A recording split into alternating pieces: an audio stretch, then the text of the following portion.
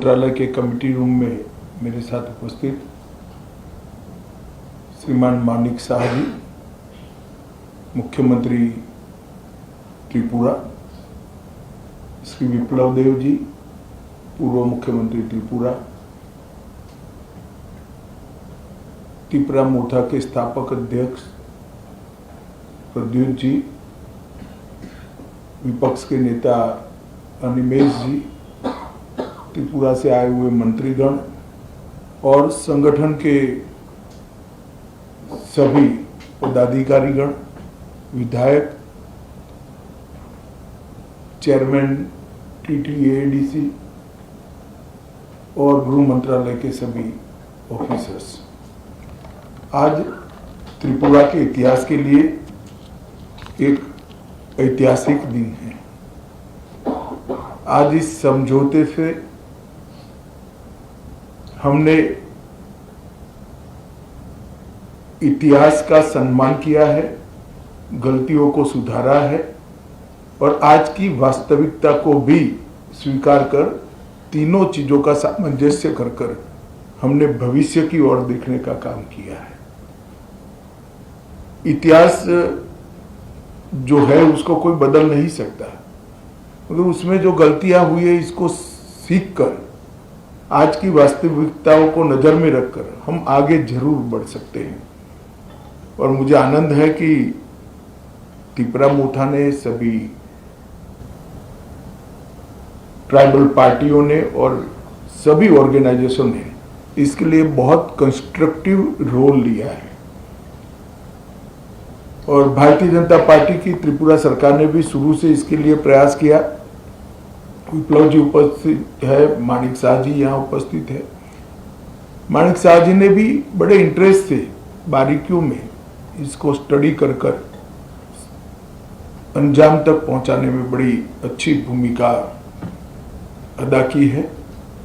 मुझे विश्वास है कि मोदी जी जो विकसित भारत का स्वप्न लेकर चले हैं, वो स्वप्न में त्रिपुरा भी अपने योगदान के लिए भी कटिबद्ध होगा और अपने हिस्से के लिए भी कटिबद्ध होगा। जब विकसित भारत बनेगा उस वक्त त्रिपुरा भी विकसित त्रिपुरा के रूप में आगे पर स्वप्नों के साथ आगे बढ़ेगा।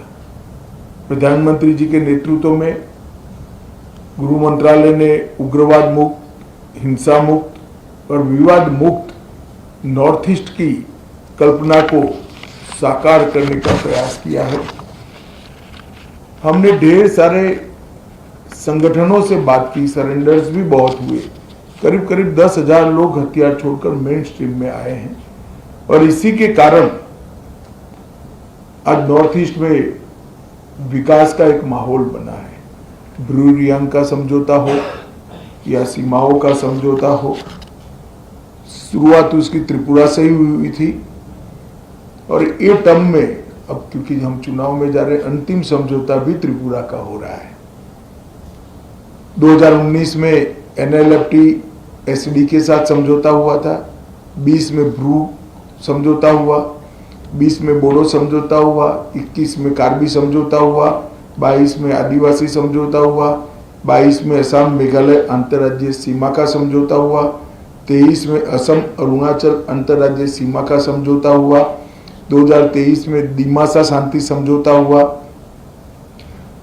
2023 में UNLF का समझौता हुआ और 2023 में ही उल्फा का समझौता हुआ और अब ये समझौता हो रहा है। तो कुल मिलाकर 11 अलग अलग प्रकार के सीमाओं से जुड़े हुए, अपनी पहचान से जुड़े हुए, अपनी संस्कृति और भाषा के लेकर संघर्ष करने वाले सभी के साथ सामंजस्य पूर्वक बात कर हमने संघर्ष को समाप्त करने की दिशा में काम किया है। मुझे बहुत आनंद है कि आज त्रिपुरा, हम विवाद मुक्त त्रिपुरा की ओर आज से आगे बढ़े हैं। मैं प्रद्युत देव जी को बहुत बहुत धन्यवाद करना चाहता हूं। भारत का इतिहास है, जब विभाजन की विभीषिका पूरा देश झेल रहा था, तब बांग्लादेश के सभी हिंदू परिवारों को शरण देने का काम आपके दादा ने किया था। महात्मा गांधी की अपील को उन्होंने सम्मान किया था, मगर बाद में कुछ ऐसी बातें हुई कि एक मतभेद भी हुए, थोड़े संघर्ष भी हुए। आज सभी लोग एक साथ मिलकर आगे बढ़ने का निर्णय कर आगे बढ़ रहे हैं। उस वक्त मैं इतना विश्वास दिलाना चाहता हूं कि आपके अधिकारों के लिए आपको कभी अब संघर्ष नहीं करना पड़ेगा। भारत सरकार 2 कदम आगे उठकर सभी के अधिकारों की रक्षा करे, अधिकार की रक्षा हो, इस प्रकार का तंत्र विकसित करेगी। मैं फिर से सभी स्टेक होल्डर्स का बहुत बहुत धन्यवाद करता हूं।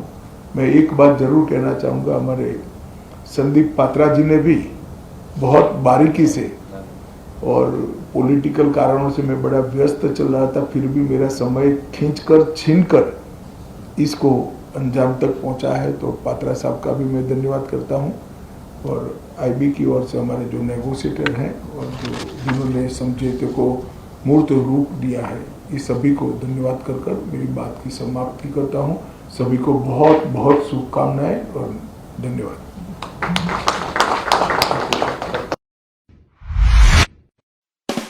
কুড়ি নভেম্বর থেকে রাধাকৃষ্ণ জুয়েলারিতে শুরু হয়েছে বিবাহ মঙ্গল উৎসব, যেখানে সোনার গয়নার মজুরিতে 20% ছাড়, হীরের গয়নার মজুরিতে 100% ছাড়, আর মেগা ড্রতে 2 দম্পতির জন্য গোয়াতে হানিমুন প্যাকেজ সব পাবে। ও মা, এ তো দারুণ খবর গো। হ্যাঁ, আর বিয়ের গয়নার প্যাকেজ শুরু মাত্র 1 লক্ষ টাকা থেকে। তো আজই চলো রাধাকৃষ্ণ জুয়েলারি, উষা বাজার, আগরতলা, ধর্মনগর ও বিলোনিয়া। রাধাকৃষ্ণ জুয়েলারি, সবার